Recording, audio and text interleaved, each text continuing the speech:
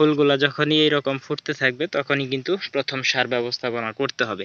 আমার গাছ এখন পর্যন্ত কিন্তু পর্যাপ্ত পরিমাণ মোটা তাজা আছে, তারপরও দিয়ে দিচ্ছি ফলগুলা ভালোভাবে সেট আপ হওয়ার জন্য। তো আসসালামু আলাইকুম। অনেকেই জানতে চান শশা গাছে আমি কি কি সার ব্যবস্থাপনা করে থাকি।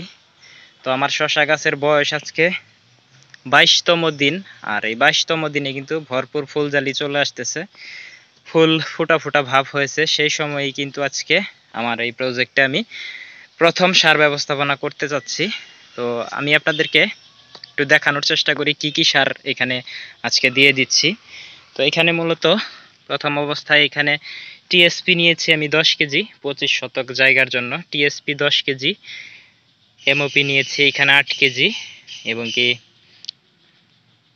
ইউরিয়া সার নিয়েছি 3 কেজি, জৈব সার নিয়েছি 8 কেজি, তো জিপসাম নিয়েছি 3 কেজি, সাথে এখানে দিয়ে দিয়েছি কিন্তু আপনাদেরকে একটু দেখানোর চেষ্টা করি। এখানে 1 কেজি থিওবিট দিয়েছি, সাথে কিন্তু এখানে 200 গ্রাম ম্যানসার দিয়েছি, হাফ কেজি বুরন দিয়েছি, হিউমিক অ্যাসিড হিউমি স্টার নামে পরিচিত যেটি, এটি দিয়েছি 1 কেজি, এবং গ্লোজিন কাসকা যেটা অটোক্রপস কেয়ার লিমিটেডের, এটা দিয়েছি এইখানে 2 কেজি।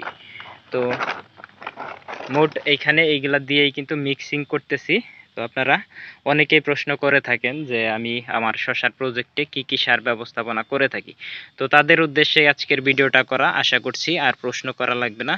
এই ভিডিওটা দেখলেই আপনারা আপনাদের কাঙ্ক্ষিত যে প্রশ্নটির উত্তর কিন্তু পেয়ে যাবেন। তো এইগুলা সব মিক্সিং করে ভালোভাবে আমি আমার প্রজেক্টে প্রত্যেকটা ড্রেনের কিন্তু দিয়ে দেব। এখন যেহেতু বর্ষাকাল, প্রতিদিনই বৃষ্টি হচ্ছে, সেই কারণে কিন্তু ড্রেনে পানি না রেখেই এই ড্রেনে আমি ছিটিয়ে দেব।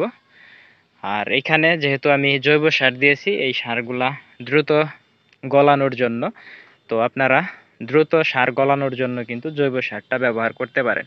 যদি দ্রুত গলাতে না চান তাহলে দেওয়ার দরকার নেই। আর এখন যেহেতু বর্ষাকাল, প্রতিদিনই বৃষ্টি হবে, তো সেই কারণেই ড্রেনগুলা শুকনা রেখে কিন্তু প্রত্যেকটা ড্রেনে পর্যাপ্ত পরিমাণ সার কিন্তু ছিটিয়ে দিয়ে যাব।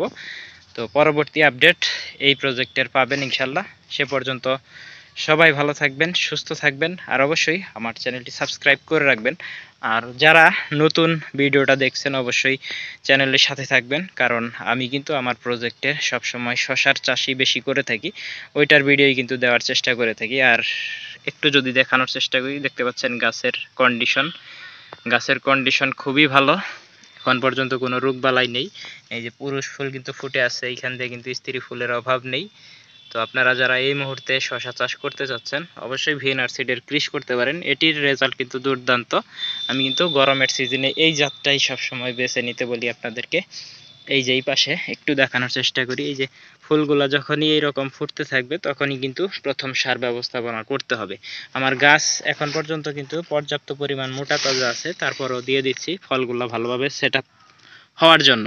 তো ফলগুলাকে ভালোভাবে সেট আপ করার জন্য অবশ্যই সার ব্যবস্থাপনার গুরুত্বের শেষ নেই।